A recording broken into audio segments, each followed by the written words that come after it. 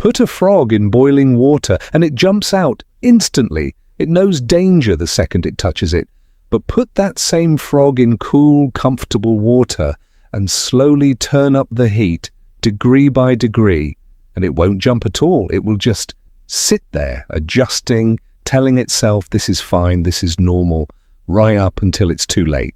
Most people hear this story and think, that could never happen to a person. It happens to people all the time. It happened to Marcus. He just didn't notice until the water was already boiling.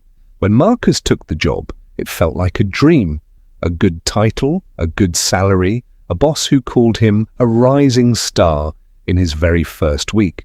The first few months were genuinely good. Long hours, sure, but exciting ones. He told himself this was just what building a career looked like.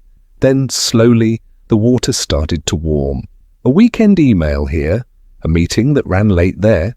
Small things, reasonable things on their own. Marcus never once looked at any single moment and thought, this is too much, because no single moment ever was. That's the entire trick of the boiling frog. It never asks you to accept something huge all at once. It only ever asks for 1 degree more than yesterday. By year 2, Marcus was answering emails at 11 p.m. and calling it just how things are right now. By year 3, missing his daughter's recital for a call that turned out not to even matter felt, somehow, like the responsible choice. Nobody forced any of this on him. He simply adjusted, 1 small degree at a time, the same way water rises so gradually that the body forgets to be afraid of it. Here's the part that explains why this happens to smart, capable people, not just people who let things slide. Our minds are built to notice big, sudden changes, a loud noise, a sudden threat, a dramatic event. What we're much worse at noticing is slow change. Psychologists call this a kind of shifting baseline, and the mind quietly resets what feels normal, a little at a time, so gradually that the new normal never rings any alarm bells. This is why Marcus didn't feel like someone trapped in a slowly worsening situation. He felt, most days, completely fine, because fine had quietly been redefined degree by degree without his permission. His wife noticed it long before he did. She'd watch him take a call during dinner and say nothing, because even she had slowly adjusted to a version of him that used to be the exception and had somehow become the rule. This is the real danger of the boiling frog pattern. It's not that people don't care about their own well-being. It's that the warning system inside us is built for sudden danger, not slow, creeping change. So by the time something feels wrong enough to act on, it's often already gone much further than anyone would have agreed to if you'd shown them the whole picture on day 1. The moment that finally broke through for Marcus wasn't dramatic. It was small, almost embarrassingly small. His daughter, 8 years old, drew a family picture for school. In it, there were 3 people, her mother, and a phone with a stick figure arm, sitting where her father should have been. Her teacher meant nothing by showing him. She thought it was sweet, a little joke about Dad's always on his phone. Marcus laughed along in the moment. Then he sat in his car afterward and could not stop looking at that drawing. Somewhere in that parking lot, for the first time in 3 years, he actually felt the temperature of the water he'd been sitting in. Not gradually, all at once. And it was so much hotter than he'd ever let himself notice. If you've ever looked back and realized something crept up on you slowly as a job, a relationship, a habit, hit like right now, this one is for you. And if you haven't yet, subscribe, because every week we look at a hidden pattern just like this one. The good news buried inside this whole uncomfortable story is this: the boiling frog pattern only works in silence.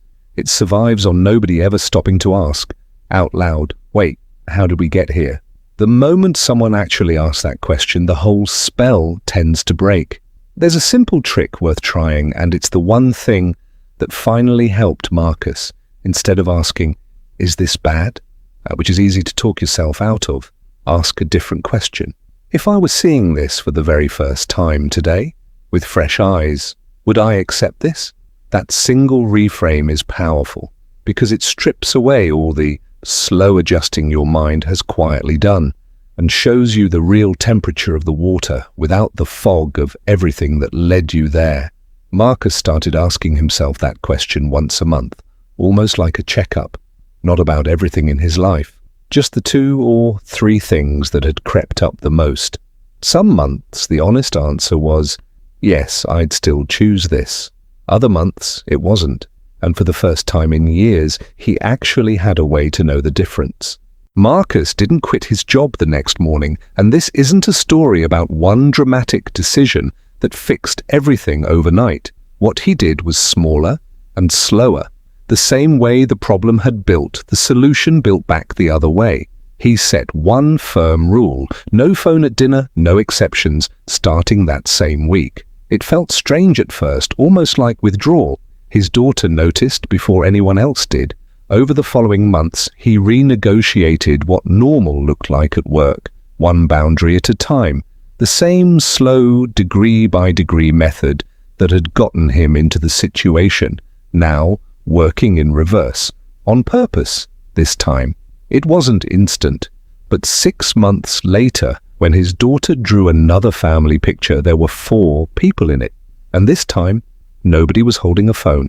If some part of your life has quietly gotten harder, heavier, or further from what you actually want, and you can't point to one single moment where it went wrong, that's not a sign you weren't paying attention. That's just how slow change works. It was never designed to be noticed easily, but it can always be noticed on purpose. The moment you decide to ask the one honest question, if I were seeing this for the first time today, would I still say yes? If this story reached you, hit like, tell us in the comments what part of your life you'd look at with fresh eyes, and subscribe so you don't miss next week's story. We'll see you in the next one.